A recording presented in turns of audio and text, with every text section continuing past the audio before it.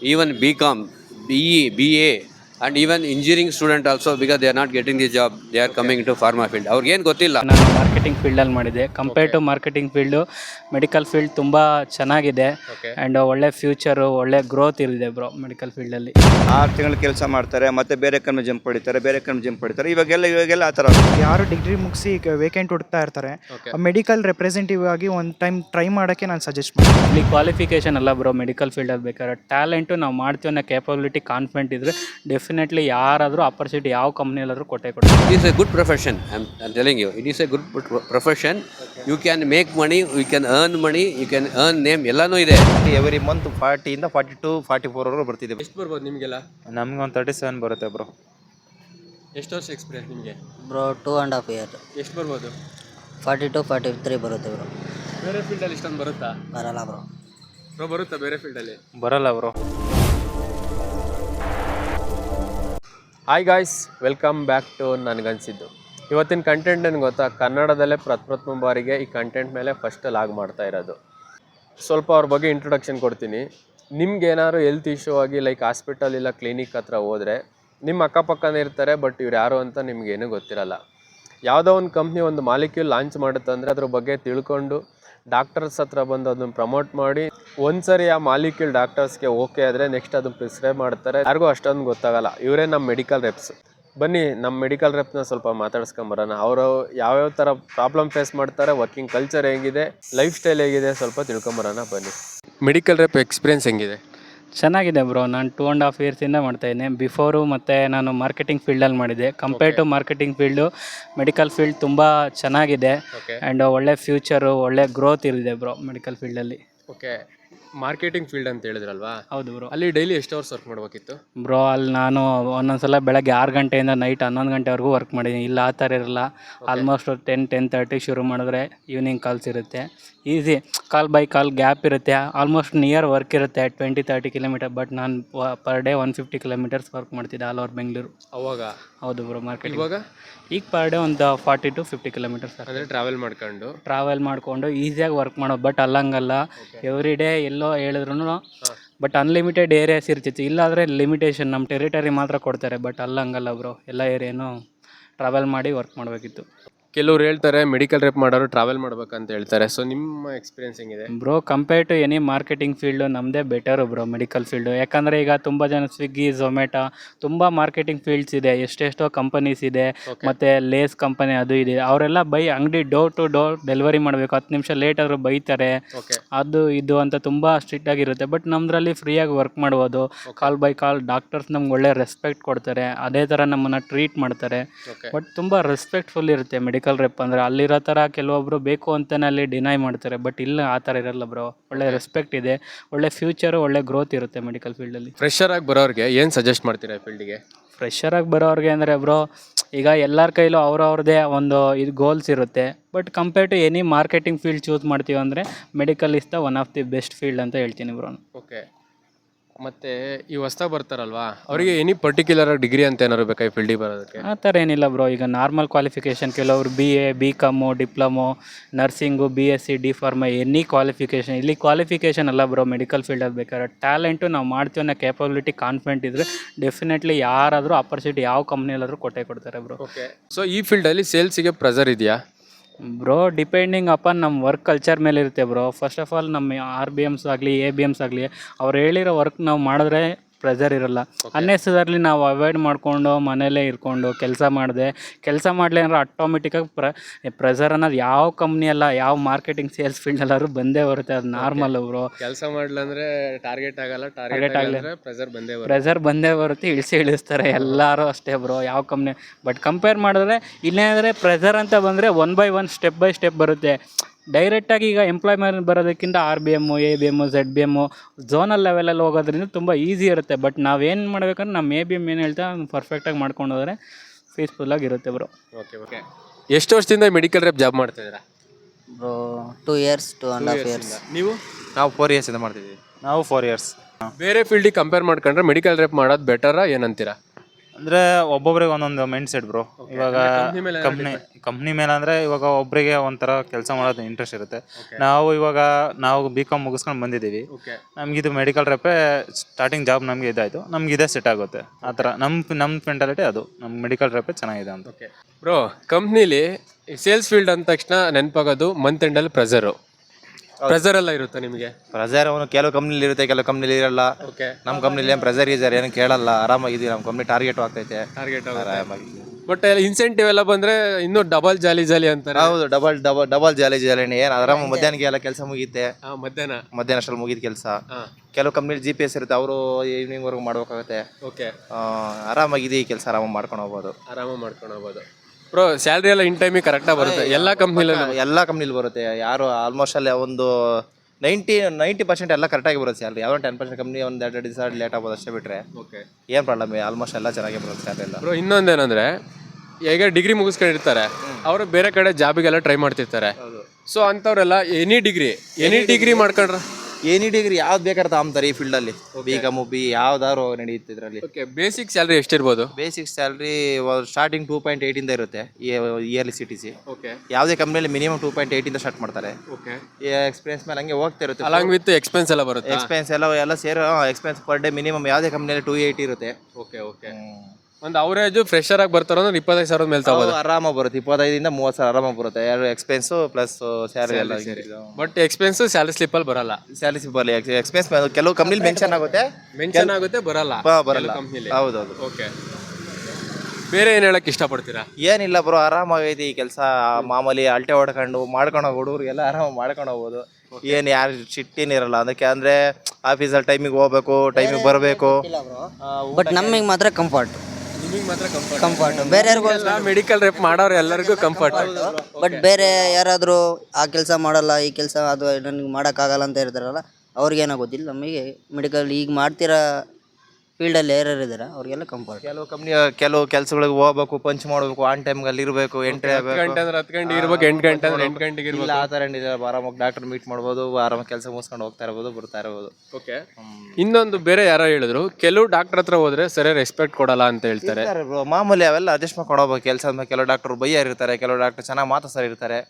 ಕೆಲಸ ಆದ್ಮೇಲೆ ಇವಾಗ ಕಂಪ್ನಿಗಳು ಬೈತಾರಲ್ಲ ಬ್ರೋ, ಮ್ಯಾನೇಜರ್ಗಳು ಬೈತಾರೆ, ಗಾರ್ಮೆಂಟ್ಸ್ ಒಳಗೆ ಯಾಕೆ ನಿಂತು ಅವೆಲ್ಲ ಇದ್ದೇ ಇರ್ತಾವಲ್ಲ, ಎಲ್ಲಿ ಹೋದ್ರು ಕೆಲಸ ಇದ್ದೇ ಇರುತ್ತೆ. ಓಕೆ, ಲೈಕ್ ಕೆಲವರು ಹೇಳ್ತಾರೆ ಮೆಡಿಕಲ್ ರೆಪ್ ಅಂದ ತಕ್ಷಣ ಟೈ ಹಾಕೊಳ್ಳೋದು, ಫಾರ್ಮಲ್ ಶರ್ಟ್ ಹಾಕೊಳ್ಳೋದು, ಶೂ ಹಾಕೋಬೇಕು. ನಾವು ಹಾಕ್ಕೊಂತೀವಿ, ಯಾವಾಗ ಮೀಟಿಂಗ್ ಇದ್ದಾಗ ಹಾಕ್ಕೊಂತೀವಿ, ಯಾರೋ ಜಾಯಿಂಟ್ ವರ್ಕ್ ಬಂದಾಗ ಹಾಕ್ಕೊಂತೀವಿ. ನಾರ್ಮಲ್ ಆಗಿದ್ದಾಗ ಏನೋ ಅವೆಲ್ಲ ಏನು ಕೇಳಲ್ಲ. ಇನ್ಸೈಟು ಮಾಮೂಲಿ ಫಾರ್ಮಲ್ಸ್ ಇರ್ಬೇಕಷ್ಟೇ ಬ್ರೋ. ಓಕೆ ಬ್ರೋ, ಎಷ್ಟು ವರ್ಷ ಎಕ್ಸ್ಪೀರಿಯನ್ಸ್ ಅಂತ ಹೇಳಿದ್ರಿ? 4 years ಬ್ರೋ. ನಂದು 4 years ಅಂತ ಹೇಳಿದ್ರಿ.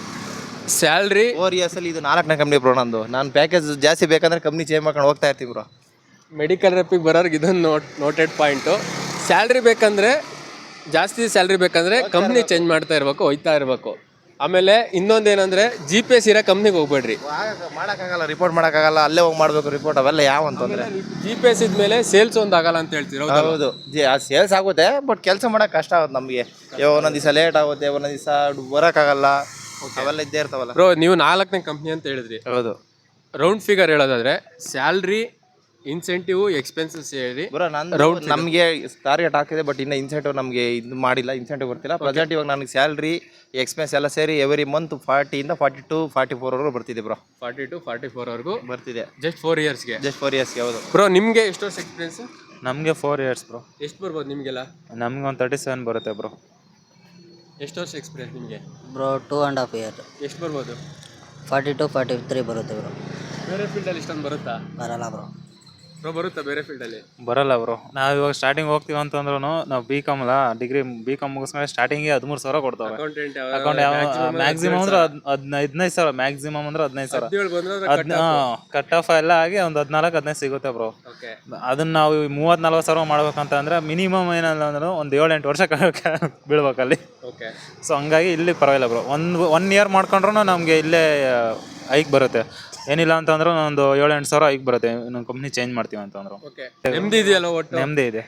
ಈಗ ನೆಮ್ಮದಿ ಇದೆ ಬ್ರೋ, ಮುಂದೆ ಹೋಗ್ತಾ ಗೊತ್ತಿಲ್ಲ. ಅಂದ್ರೆ ಬೇರೆ ಪೊಸಿಷನ್ ಕಾಮನ್ ಬ್ರೋ, ಬೇರೆ ಲೆವೆಲ್ಗೆ ಹೋದಂಗೆ. ಈಗ ಪರವಾಗಿಲ್ಲ, ಮುಂದೆ ಪೊಸಿಷನ್ ಏನಿದೆ ಗೊತ್ತಿಲ್ಲ.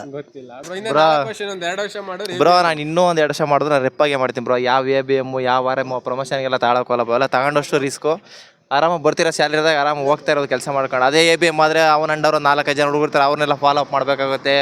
ಅವ್ರನ್ನೆಲ್ಲ ಅದೇ ಒಬ್ಬ ಮಾಮೂಲಿ ರೆಪ್ ಆದರೆ ಅವನ ಏರಿಯಾವನ್ನು ಕವರ್ ಮಾಡ್ಕೊಂಡು ಹೋದ್ರೆ ಆಗೋದು ಬ್ರೋ, ಅಷ್ಟೇ ಬ್ರೋ, ಇನ್ನೇನಿಲ್ಲ ಬ್ರೋ. ಚೆನ್ನಾಗಿದ್ದೀರಾ ಸರ್? ಚೆನ್ನಾಗಿದ್ದೀನಿ. ಸರ್ ಎಷ್ಟು ವರ್ಷದಿಂದ ಮೆಡಿಕಲ್ ಫೀಲ್ಡಲ್ಲಿ ವರ್ಕ್ ಮಾಡ್ತಾ ಇದ್ದೀರಾ? ನಾನು almost 25 years experience. 5 years. Sir working culture ಹೆಂಗಿದೆ ಈಗ ಪ್ರೆಸೆಂಟು? ಈಗ present working culture is we cannot predict. Okay. ಯಾಕಂದರೆ day to day it is changing. ಅದೇ recent trend it is there is lot of change compared to last 15 years. For that there should be some stability okay in the field ಅಲ್ವಾ. But stability ಅನ್ನೋದೇ ಇಲ್ಲ. ಅವ್ರು ಏನು ಮಾಡ್ತಾರೆ, just ಒಂದು ಕೆಲಸಕ್ಕೋಸ್ಕರ ಬರ್ತಾರೆ. ಓಕೆ. ರೀಸೆಂಟ್ ಟ್ರೆಂಡ್ ಹೆಂಗಿದೆ ಅಂದರೆ, previously any science graduate only select ಆಗ್ತಾ ಇತ್ತು ಓಕೆ. ಹೌದು. ಫಾರ್ಮಾ ಫೀಲ್ಡ್ಗೆ. They should have B pharmacy, D pharmacy ತಗೊಳ್ಳಿ. B pharmacy science graduate, because they should know about the system. Okay. ಸ್ವಲ್ಪ ಗೊತ್ತಿರಬೇಕು. But now days even BCom, BA and even engineering student also, because they are not getting the job, they are coming into pharma field. ಅವ್ರಿಗೇನು ಗೊತ್ತಿಲ್ಲ, okay. just for the sake of job they are coming. ಅವ್ರಿಗೆ ಇದೇ ನನ್ನ future ಅಂತಲೇ ಏನು decide ಮಾಡೋದೇ ಇಲ್ಲ. They don't have any determination, okay. They don't have any mindset, okay. They don't have any future ಪ್ಲ್ಯಾನೇ ಇಲ್ಲ. ಜಸ್ಟ್ ಬಂದು ಜಾಯ್ನ್ ಆಗ್ತಾರೆ. ಅಲ್ಲಿ ಜಾಯ್ನ್ ಆದಮೇಲೆ ಏನೋ ಮುಂಚೆ ಥರ ಸೆಲೆಕ್ಷನ್ ಬೇಸಿಸ್ ಅಲ್ಲ, they total it is different. Okay. ಏನಕ್ಕೆ ಆ ಥರ ಆಗಿದೆ? On merit basis, not on merit basis only. Just like that ಫೀಲ್ಡಲ್ಲಿ ನೋಡ್ತಾರೆ, ಏನಪ್ಪ ನಿನ್ನ ಕೆಲಸ ಇಂಟ್ರೆಸ್ಟ್ ಇದೆ ನನಗೆ ತಗೊಳ್ತಾರೆ. Okay, is able to communicate. Nowadays communication also ಇಲ್ಲ. That is the main. One more negativity is people don't have any communication only. They don't know how to explain about the brand also. They don't want to discuss. They don't know about how to discuss the brand also. ಆ ಥರ ಇದೆ. So ಇದರಲ್ಲಿ ಸುಮ್ಮನೆ ಡಾಕ್ಟ್ರಿಗೆ remind ಮಾಡಬೇಕು. Brand reminder ಅಂತಕ್ಕೋಸ್ಕರ ಈಗ ಕೆಲಸ ತೆಗೆಯೋದು almost all company. So brand ರಿಮೈಂಡರ್ಗೆ ಹೋಗ್ಬಿಟ್ಟು ಬ್ರ್ಯಾಂಡ್ ನೇಮ್ ಹೇಳ್ಬಿಟ್ಟು ಬರ್ತಾರೆ. Lot of competition the market. ಅದರಲ್ಲಿ ನೀವು ಹೇಳ್ತಾ ಇರೋದು ಬರ್ತಾ ಇರೋರು, ಈಗ ರೀಸೆಂಟಾಗಿ ಬರ್ತಿರೋರಿಗೆ ಮಾಲಿಕ್ಯೂಲ್ ಬಗ್ಗೆ ಸೈನ್ಸ್ ನಾಲೆಡ್ಜ್ ಇಲ್ಲ, ಮಾರ್ಕೆಟ್ ಬಗ್ಗೆ ಏನು ಗೊತ್ತಿಲ್ಲ, ಮಾಲಿಕ್ಯೂಲ್ ಬಗ್ಗೆ ಗೊತ್ತಿಲ್ಲ, ಈವನ್ ಸಿಸ್ಟಮ್ ಆಲ್ಸೋ ಏನು ಗೊತ್ತಿಲ್ಲ. ಸುಮ್ಮನೆ ಬರ್ತಾರೆ ಬ್ರ್ಯಾಂಡ್ ನೇಮ್. ಅದು ಕಾಂಪೋಸಿಷನ್ ಸ್ಪೆಲ್ ಮಾಡೋಕ್ಕೂ ಆಗೋದಿಲ್ಲ. Okay. Okay. Brand name smell ಮಾಡೋಕ್ಕಾಗಲ್ಲ, ಕಾಂಪೋಸಿಷನ್ ಸ್ಮೆಲ್ ಮಾಡೋಕ್ಕಲ್ಲ. ಜಸ್ಟ್ ಇದೆ they will come and remain brand. ಆಮೇಲೆ ಇನ್ನೊಂದು ಏನಪ್ಪ ಅಂದರೆ, they are only bothered about salary. Okay. Okay. What is present salary, how much other companies getting salary, what is getting salary, ಇದೇ ಥರನೇ. ಅವ್ರಿಗೆ ಸೇರಿ first company ಒಂದು ಆಪರ್ಚುನಿಟಿ ಕೊಟ್ಟರೆ, ಅದನ್ನು ದೇವರು ನನಗೆ ಒಂದು ಆಪರ್ಚುನಿಟಿ ಕೊಟ್ಟಿದ್ದಾರೆ. I have to prove myself. ಇಲ್ಲಿ ಅಟ್ಲೀಸ್ಟು ನನಗೆ ಒಂದು 2 ವರ್ಷ ಇದ್ದು ನಲ್ಲಿ ಪ್ರೂವ್ ಮಾಡಬೇಕು. ಒಳ್ಳೆ ಸೇಲ್ಸ್ ಮಾಡಿ ಒಳ್ಳೆ ಹೆಸರು ತಗೊಳ್ಬೇಕಂತಲೇ ಇಲ್ಲ. 2 ತಿಂಗಳು 3 ತಿಂಗಳಾಗದೆ ಅವರು ಇನ್ನೂ what is A medical rep ಅಂತಲೇ ಕಲ್ತಿರಲ್ಲ. ಅಷ್ಟು ಬೇಗ ಅವ್ರು ಏನು ಮಾಡಿರ್ತಾರೆ, ಬೇರೆ ಕಂಪ್ನಿ ಹೋಗ್ಬಿಡ್ತಾರೆ. ಅಷ್ಟರೊಳಗೆ 3 ತಿಂಗಳ ಒಳಗಡೆ ಕರಪ್ಷನ್ ಇನ್ ದಿ ಮಾರ್ಕೆಟ್. ಬೇರೆ ಕಂಪನಿ ಬರ್ತಾರೆ, ಎಷ್ಟು ರೂಪಾಯಿ ಕೊಡ್ತಾರೆ ನಿನಗೆ, 20,000 25,000 ಕೊಡ್ತೀನಿ ಬನ್ನಿ. 22,000 ಕೊಡ್ತಿದ್ರೆ 2,000ಕ್ಕೋಸ್ಕರ they just. Now days people are jumping like monkeys from top companies. Reddy's to Lupin to GSK. ಹಿಂಗೇನೆ ಸರ್. ನೀವು ಹೇಳ್ತಿದ್ದೀರಲ್ಲ ಈ ಥರ ಜಂಪ್ ಮಾಡ್ತಿದ್ದಾರಂತ, ನನಗೆ ಯಾರೋ ಒಬ್ಬರು ಹೇಳಿದ್ದು ಏನಂದರೆ, ಕಂಪ್ನಿ ಮಾರ್ಕೆಟಲ್ಲಿ ತುಂಬ ಕಂಪ್ನೀಸ್ ಬಂದಿದ್ದಾವೆ, ಹೊಸ ಕಂಪ್ನಿ. ಸೊ ವೇಕೆನ್ಸಿ ತುಂಬ ಆಗ್ತಿದೆ. ಸೊ ಕರೀತಿದ್ದಾರೆ, ಒಳ್ಳೆ ಪ್ಯಾಕೇಜ್ ಕೊಡ್ತಿದ್ದಾರೆ, ಜಂಪ್ ಮಾಡ್ತಿದ್ದಾರೆ ಅಂತ ಹೇಳ್ತಾರೆ. ಇದ್ರ ಬಗ್ಗೆ ಏನು ಹೇಳ್ತೀರಾ? See, there is one proverb, we should not run behind money. We should create a situation where money comes to us only. ನಾವು ಮಾಡೋ ಕೆಲಸ ನೋಡಿಬಿಟ್ಟು ಬೇರೆಯವ್ರು ಕರೆದು ಕೆಲಸ ಕೊಡಬೇಕು. ಅಫ್ಕೋರ್ಸ್ ಬೇರೆಯವ್ರು ಕರೀತಾರೆ ಹೇಳಿದ್ರಲ್ಲ, ಅದನ್ನ ಯಾಕಪ್ಪ ಕರೀತಾರೆ ಅಂದರೆ, ನಾವು ರೆಕಾರ್ಡ್ ಇರಬೇಕು. What is the record? You have achieved target, you have achieved sales, you have work for stability. ಇದರ ರೆಕಾರ್ಡ್ ಇದ್ದು ಆಮೇಲೆ ನೀವು ಬೇರೆಯವ್ರು ಕರೆದು ಹೋದರೆ, there you will get very good identification. Sales ರೆಕಾರ್ಡೇ ಇಲ್ಲ, ಟ್ರ್ಯಾಕ್ ರೆಕಾರ್ಡೇ ಇಲ್ಲ. If you ask any representative, ಏನಪ್ಪ ಹಳೆ ಕಂಪನಿ ಎಷ್ಟು ಸೇಲ್ಸ್ ಮಾಡಿದೆ ಅಂದರೆ, ಏನಿಲ್ಲ. ಸರ್, ಈ ಫಾರ್ಮಾ ಫೀಲ್ಡಲ್ಲಿ ಸೇಫ್ಟಿ ಇದೆಯಾ? ಸೇಫ್ಟಿ ನಾವೇ ಮಾಡ್ಕೊಳ್ಬೇಕು. There is no safety, because ಈಗ ಹೊರಗಡೆ ಹೋದರೆ ಯಾವ ಥರ ಸಿಚುವೇಶನ್, ಯಾವ ಥರ ಟ್ರಾಫಿಕ್ ಇದೆ, ಯಾವ ಥರ ಇದೆ, there is no safety. Okay. In case ಆಚೆ ಎಲ್ಲ ಟ್ರಾವೆಲ್ ಮಾಡುವಾಗ ಇನ್ ಕೇಸ್ ಆಕ್ಸಿಡೆಂಟ್ ಆಗಿ ಏನಾದ್ರು ಆಗಿ ಡೆತ್ ಆದರೆ ಕಂಪ್ನಿ ರೆಸ್ಪಾನ್ಸಿಬಲ್ ಏನಾದ್ರು ತಗೊಳುತ್ತಾ? ಕಂಪ್ನಿ 100% ಇಲ್ಲ. ಯಾವುದೋ very few companies, top companies ಇದ್ದರೆ ಅವರು PF ಇಂದನೋ ಅವರು ಗ್ರ್ಯಾಜುಯೇಟಿಂದನೋ ಎಕ್ಸ್ಟ್ರಾ ಸೇರ್ಸ್ ಅವ್ರು ಕೊಡ್ತಾರೆ. There are so many companies ಅದರಲ್ಲಿ ಏನು ಕೇರೇ ಮಾಡೋದಿಲ್ಲ. ಓಕೆ. ಸರ್, 25 ಇಯರ್ಸ್ ಎಕ್ಸ್ಪೀರಿಯನ್ಸ್ ಅಂತ ಹೇಳ್ತಿದ್ದೀರಲ್ವಾ, ಬೇರೆ ಫೀಲ್ಡಿಗೆ ಕಂಪೇರ್ ಮಾಡ್ಕೊಂಡ್ರೆ ಸೇಲ್ಸಲ್ಲಿ ಮೆಡಿಕಲ್ ರೆಪ್ ಮಾಡೋದು ಬೆಟರಾ? ಮೆಡಿಕಲ್ ಮಾಡೋದು better of course. It is a good profession. I'm telling you, it is a good profession. You can make money, you can earn money, you can earn name, ಎಲ್ಲನೂ ಇದೆ. ಈ ಹೊಸ್ದಾಗೆ medical ರೆಪಿಗೆ join ಆಗ್ಬೇಕಂತ ಇರ್ತಾರೆ, ಅವ್ರು ಯಾವ ಥರ ಪ್ರಿಪೇರ್ ಆಗಿ ಬರಬೇಕು? ಬ್ರೋ ಫಸ್ಟು ಕಂಪ್ನಿ ಬಗ್ಗೆ ತಿಳ್ಕೊಬೇಕು. ಕಂಪ್ನಿ ಹೇಗಿದೆ, ಡಂಪಿಂಗ್ ಎಲ್ಲ ಇದೆಯಾ, ಆ ಥರ ತಿಳ್ಕೊಂಡು ಬಂದರೆ ಚೆನ್ನಾಗಿರುತ್ತೆ, ಫ್ಯೂಚರ್ ಇರುತ್ತೆ. ಏನು ತಿಳ್ಕೊಳ್ದೆ ಬಂದರೆ ಅವ್ರಿಗೆ ಪ್ರೆಷರ್ ಆಗುತ್ತೆ. ಫ್ರೆಶರ್ ಇರ್ತಾರೆ, ಅವ್ರಿಗೇನು ಗೊತ್ತಾಗಲ್ಲ, ಸ್ವಲ್ಪ ಕಷ್ಟ ಆಗುತ್ತೆ ಬ್ರೋ ಅಷ್ಟೇ. ಕಷ್ಟ ಆಗುತ್ತೆ. ಇಂಕ್ರಿಮೆಂಟ್ ಎಲ್ಲ ಇರುತ್ತಾ? ಇನ್ಕ್ರಿಮೆಂಟ್ ಇರುತ್ತೆ ಬ್ರೋ, ಅಂದರೆ ಕಂಪ್ನಿ ಮೇಲೆ ಡಿಪೆಂಡು ಬ್ರೋ. ಈ ಕಂಪ್ನಿ ಚೆನ್ನಾಗಿ ಸೇಲ್ಸ್ ಆಗ್ತಾ ಇದೆ ಅಂದರೆ, ಪ್ರೈಮರಿ ಟಾರ್ಗೆಟ್ ಆಗ್ತಾ ಇದೆ ಅಂದರೆ ಆಗುತ್ತೆ, ಇಲ್ಲ ಅಂದರೆ ಸಿಗಲ್ಲ ಬ್ರೋ. ಓಕೆ. ಬೇರೆ ಕಂಪ್ನಿಲೆಲ್ಲ ನೋಡಿದ್ರೆ ಪ್ರೆಷರ್ ಇರುತ್ತೆ ಅಂತಾರೆ. ನಿಮಗೆ ಮಂತ್ ಎಂಡಲ್ಲಿ ಏನಾದರೂ ಪ್ರೆಷರ್ಸ್ ಇರುತ್ತಾ? ಮಂತ್ ಎಂಡಲ್ಲಿ ನಮ್ಮದು ಸೆಕೆಂಡರಿ ಬೇಸ್ ಆದ್ದರಿಂದ ಅಷ್ಟೊಂದು ಪ್ರೆಷರ್ ಏನು ಇರಲ್ಲ ಬ್ರೋ. ಓಕೆ. ಈಗ ಕಂಪೇರ್ ಟು MNC ಕಂಪ್ನಿಗಳ ಕಂಪೇರ್ ಮಾಡಿದ್ರೆ ನಮ್ಮ ಕಂಪ್ನಿಲಿ ಆ ಥರ ಪ್ರೆಷರ್ ಏನು ಇರಲ್ಲ. ನೀವು ಡಾಕ್ಟರ್ಸ್ನ ಮೀಟ್ ಮಾಡ್ತೀರಲ್ವಾ, ಎಲ್ಲರೂ ರೆಸ್ಪೆಕ್ಟ್ ಕೊಟ್ಟು ಚೆನ್ನಾಗಿ ಸಪೋರ್ಟ್ ಮಾಡ್ತಾರಾ? ಮಾಡ್ತಾರೆ ಬ್ರೋ. ನಾವು ಫಸ್ಟು ಹೋದಾಗ ಏನು ಅಷ್ಟೊಂದು ಮಾತಾಡಲ್ಲ. 1 2 3 ವಿಸಿಟ್ ಆದಮೇಲೆ ನಮ್ಮ ಫ್ಯಾಮಿಲಿಯರ್ ಆದಮೇಲೆ ಅವರು ಸ್ವಲ್ಪ ನಮಗೆ ಇದು ಮಾಡ್ತಾರೆ. ಓಕೆ. ಇಂಕ್ರಿಮೆಂಟ್ ಎಲ್ಲ ಇರುತ್ತಾ? ಇನ್ಕ್ರಿಮೆಂಟ್ ಅಂದರೆ ಬ್ರೋ ಕಂಪ್ನಿ ಮೇಲೆ ಡಿಪೆಂಡು ಬ್ರೋ. ನಮ್ಮ ಕಂಪ್ನಿಲಿ ಇವಾಗ ಟಾರ್ಗೆಟ್ ಆಗ್ತಾ ಇದೆ, ಪ್ರೈಮರಿ ಅಚೀವ್ಮೆಂಟ್ ಎಲ್ಲ ಆಗ್ತಾ ಇದೆ, ಇನ್ಕ್ರಿಮೆಂಟ್ ಬರ್ತಾ ಇದೆ. ಆಮೇಲೆ ಒಂದೊಂದು ಕಂಪ್ನಿಲಿ ಇಯರ್ ಆದಮೇಲೆ ಇನ್ಕ್ರಿಮೆಂಟ್ ಕೊಡ್ತಾರೆ. ನಮ್ಮ ಕಂಪ್ನಿಲಿ ಆ ಥರ ಇಲ್ಲ, ಪರ್ಫಾರ್ಮೆನ್ಸ್ ಬೇಸ್ಡ್ ಮೇಲೆ ಕೊಡ್ತಾರೆ. ಓಕೆ ಬ್ರೋ, ಈ MNC ಕಂಪ್ನಿ ಇಲ್ಲ ಲೈಕ್ ಅದರ್ ದೆನ್ ಮೆಡಿಕಲ್ ರೆಪ್ಪು, ಈ ಜಾಬ್ ಏನಿದೆ ಬೇರೆಯವ್ರಿಗೆ ಕಂಪೇರ್ ಮಾಡ್ಕೊಂಡ್ರೆ ನಿಮಗೆ ನೆಮ್ಮದಿ ಇದೆಯಾ ಅದು ಕಂಪೇರ್ ಮಾಡ್ಕೊಂಡ್ರೆ? ಕಂಪನಿ ಮಾಡ್ಕೊಂಡ್ರೆ ನೆಮ್ಮದಿ ಇದೆ. ಯಾಕಂದರೆ ಟೈಮಿಂಗ್ಸ್ ನಮ್ಮದು ಚೆನ್ನಾಗಿದೆಯಲ್ಲ, ಅಂದರೆ ಫ್ಲೆಕ್ಸಿಬಲ್ ಆಗಿರುತ್ತೆ ಟೈಮಿಂಗ್ಸು. ಕಂಪೇರ್ ಟು MNCಗೆಲ್ಲ ಕಂಪೇರ್ ಮಾಡಿದ್ರೆ ಕೂತ್ಕೊಂಡು ಮಾಡೋ ಜಾಬ್ಗಿನ್ನ ಇದು ಸ್ವಲ್ಪ ಚೆನ್ನಾಗಿದೆ ಅನ್ಸುತ್ತೆ. ಅಂದರೆ ಆರಾಮಾಗಿ ಓಡಾಡ್ಕೊಂಡು ಮಾಡ್ಬೋದು. ಬ್ರೋ, ಏನು ಕೆಲಸ ಮಾಡ್ತಿದ್ದೀರಾ? ಬ್ರೋ ನಾನು ಮೆಡಿಕಲ್ ರೆಪ್ರೆಸೆಂಟೇಟಿವ್ ಆಗಿ ಮಾಡ್ತಾ ಇದ್ದೀನಿ. ಎಷ್ಟು ದಿನದ ಕೆಲಸ ಮಾಡಿ? ಲಾಸ್ಟ್ 4 ಮಂತ್ಸಿಂದ ಮಾಡ್ತಾ ಇದ್ದೀನಿ. 4 ಮಂತ್ಸಿಂದ. ಏನಕ್ಕೆ ಫೀಲ್ಡ್ ಚೂಸ್ ಮಾಡಿದ್ರಿ? ಈಗ ನಾನು ಲಾಸ್ಟ್ ಇಯರು ರಿಲಯನ್ಸ್ ಡಿಜಿಟಲಲ್ಲಿ ವರ್ಕ್ ಮಾಡ್ತಾ ಇದ್ದೆ. ಹಿಂಗೆ ಒಂದಿನ ಪಾರ್ಕಲ್ಲಿ ಕೂತಿರುವಾಗ ನನ್ನ ಫ್ರೆಂಡ್ ಒಬ್ಬರು ರೆಫರ್ ಮಾಡಿದ್ರು, ಮೆಡಿಕಲ್ ರೆಪ್ರೆಸೆಂಟೇಟಿವ್ ಆಗಿ ವರ್ಕ್ ಮಾಡು, ಇಷ್ಟೊಂದು ಪ್ರೆಷರ್ ಏನಿರಲ್ಲ ನಿನಗೆ, ಆರಾಮಾಗಿ ಪೀಸ್ಫುಲ್ಲಾಗಿ ಕೆಲಸ ಮಾಡ್ಕೊಂಡು ಹೋಗ್ಬೋದು ಅಂತ. ನಾನು ಅದರಿಂದ ಜಾಯ್ನ್ ಆದೆ. ಒಂದು ವೇಕೆಂಟ್ ಖಾಲಿ ಇತ್ತು, ನಾನು ಹೋಗಿದ ತಕ್ಷಣ ಕೆಲಸ ಸಿಕ್ತು, ಇಂಟರ್ವ್ಯೂ ಕ್ರ್ಯಾಕ್ ಮಾಡಿದೆ, ಕೆಲಸ ಸಿಕ್ತು, ಜಾಯ್ನ್ ಆಗಿದೆ. ಓಕೆ. ಕಂಪೇರ್ ಟು ದಟ್ ಇದು ಪೀಸ್ ಆಗಿದ್ದೀರಾ? ಪೀಸ್ ಆಗಿದ್ದೀನಿ. ಕಂಪೇರ್ ಟು ರಿಲಯನ್ಸ್ ಡಿಜಿಟಲ್ ಮುಂಚೆ ಯಾವುದ್ರಲ್ಲಿ ವರ್ಕ್ ಮಾಡ್ತಾ ಇದ್ದೆ ಅದಕ್ಕೆ ಹೋಲಿಸ್ಕೊಂಡ್ರೆ ಇದರಲ್ಲಿ ಪೀಸ್ ಆಗಿದ್ದೀನಿ. ಅದರಲ್ಲಿ ವರ್ಕಿಂಗ್ ಟೈಮಿಂಗ್ಸು ಜಾಸ್ತಿ ಇತ್ತು, ಮಾರ್ನಿಂಗ್ 6 ಇಂದ ನೈಟು 8 9ವರೆಗೂ ಆಗೋದು. ಇದರಲ್ಲಿ ಸ್ಟಾರ್ಟಿಂಗೇನೆ 10:30, ಮಾರ್ನಿಂಗ್ 11 ಆಗುತ್ತೆ. ನಾವು ಫೀಲ್ಡ್ ಯಾವಾಗ ಬರ್ತೀವೋ ಅವಾಗ ಮಾಡ್ಕೊಂಡು ಹೋಗ್ಬೋದು. ಮ್ಯಾನೇಜರ್ಸ್ ಈವ್ನಿಂಗ್ ಡೈಲಿ ಏನಿರಲ್ಲ, 3 ವೀಕಲ್ಲಿ 3 ಡೇಸ್ ಈವ್ನಿಂಗ್ ಕಾಲ್ಸ್ ಇರುತ್ತೆ ಅಷ್ಟೇ. ಮತ್ತು ಜಾಸ್ತಿ ವರ್ಕ್ ಪ್ರೆಷರ್ ಏನಿರಲ್ಲ. ಮಧ್ಯಾಹ್ನ ಟೈಮಲ್ಲಿ ಇವಾಗ ಈವ್ನಿಂಗ್ ಕಾಲ್ಸ್ ಇದ್ದರೆ ಡಾಕ್ಟರ್ಸ್ ಚೇಂಬರ್ಸಲ್ಲಿ ಇರ್ತೀವಿ, ಇಲ್ಲ ಅಂದರೆ ಡಾಕ್ಟರ್ಸು ಇವಾಗ ಈವ್ನಿಂಗ್ವರೆಗೂ ಟೈಮ್ ಕೊಟ್ಟಿರ್ತಾರೆ, ಅಲ್ಲಿವರೆಗೂ ನಾವು ಇಲ್ಲಿನೇ ಇರ್ಬೋದು, ಆರಾಮಾಗಿ ಟೈಮ್ ಪಾಸ್ ಮಾಡ್ಬೋದು. ಮತ್ತೆ ಟ್ರಾವೆಲ್ ಮಾಡೋದಕ್ಕೆಲ್ಲ ರಿಸ್ಕ್ ಅಂತ ಹೇಳ್ತಾರೆ ಬೇರೆಯವರು, ನೀವೇನು ಹೇಳ್ತೀರಾ? ಟ್ರಾವೆಲ್ ಮಾಡೋಕ್ಕೆ ರಿಸ್ಕ್ ಏನಾಗಲ್ಲ. ಈಗ ನಾವು ಇಲ್ಲೊಂದು ಹಾಸ್ಪಿಟ್ಲ್ ಕವರ್ ಮಾಡ್ತೀವಿ ಅಂದರೆ ಇಲ್ಲಿಂದ 2-3 ಕಿಲೋಮೀಟರ್ಸಲ್ಲೇ ಇನ್ನೊಂದು ಕ್ಲಿನಿಕ್ ಇರುತ್ತೆ, ಇಲ್ಲ ಇನ್ನೊಂದು ಹಾಸ್ಪಿಟಲ್ ಇರುತ್ತೆ. ಜಾಸ್ತಿ ಟ್ರಾವೆಲ್ ಕೂಡ ಏನಿರಲ್ಲ. ಟ್ರಾವೆಲ್ ಮಾಡಿದಷ್ಟು ಅಲಯನ್ಸ್ ಕೂಡ ಅವರೇ ಕೊಡ್ತಾರೆ, ಅದರಿಂದ ಏನು ಪ್ರಾಬ್ಲಮ್ ಆಗಲ್ಲ ಟ್ರಾವೆಲ್ ಅಲಯನ್ಸ್ಗೆಲ್ಲ. ಓಕೆ. ನಿಮ್ಮ ಕ್ವಾಲಿಫಿಕೇಶನ್ ಏನು? ನನ್ನ ಕ್ವಾಲಿಫಿಕೇಷನ್ BCom. ಏನಿಲ್ಲ, ಈಗ ಫ್ರೆಷರ್ಸ್ ಯಾರು ಡಿಗ್ರಿ ಮುಗಿಸಿ ವೇಕೆಂಟ್ ಹುಡುಕ್ತಾ ಇರ್ತಾರೆ, ಮೆಡಿಕಲ್ ರೆಪ್ರೆಸೆಂಟೇಟಿವ್ ಆಗಿ ಒಂದು ಟೈಮ್ ಟ್ರೈ ಮಾಡೋಕ್ಕೆ ನಾನು ಸಜೆಸ್ಟ್ ಮಾಡ್ತೀನಿ. ಒಳ್ಳೆ ಸಜೆಷನ್ ಬ್ರೋ, ಥ್ಯಾಂಕ್ ಯು. ಚೆನ್ನಾಗಿದ್ದೀರಾ? ಚೆನ್ನಾಗಿದ್ದೀನಿ ಸರ್. ನೀವು? ನಾವು ಚೆನ್ನಾಗಿದ್ದೀವಿ ಸರ್. ಎಷ್ಟು ವರ್ಷದಿಂದ ಈ ಕೆಲಸ ಮಾಡ್ತಿದ್ದೀರಾ? ಸರ್ ಒಂದು 15 ವರ್ಷ ಆಯ್ತು ಸರ್ ನನ್ನ ಎಕ್ಸ್ಪೀರಿಯನ್ಸ್ ಈ ಫಾರ್ಮಲ್ಲಿ. ಹೇಗಿದೆ ಸರ್ ಕಂಪ್ನಿ ಇದು ಪ್ರೊಫೆಷನ್ ತುಂಬ ಚೆನ್ನಾಗಿದೆ ಸರ್. ಯಾಕಂದರೆ ಬೇರೆ ಈಗ ಹೊಸಬರು ಬರೋರಿಗೆ ಏನು ಹೇಳಬೇಕು ಅಂತಂದ್ರೆ, ಎಲ್ಲರ ಮಾರ್ಕೆಟಿಂಗ್ ಅಂದರೆ ಅಯ್ಯೋ ಆಗಲ್ಲ, ಮಾಡೋಕ್ಕಾಗಲ್ಲ, ಅಯ್ಯೋ ಟಾರ್ಗೆಟ್ ಇರುತ್ತೆ, ಅಯ್ಯೋ ಮಾಡೋಕ್ಕಾಗಲ್ಲಪ್ಪ, ಸುಮ್ಮನೆ ತಲೆನೋವು ಅದು ಇದು ಅಂತಾರೆ.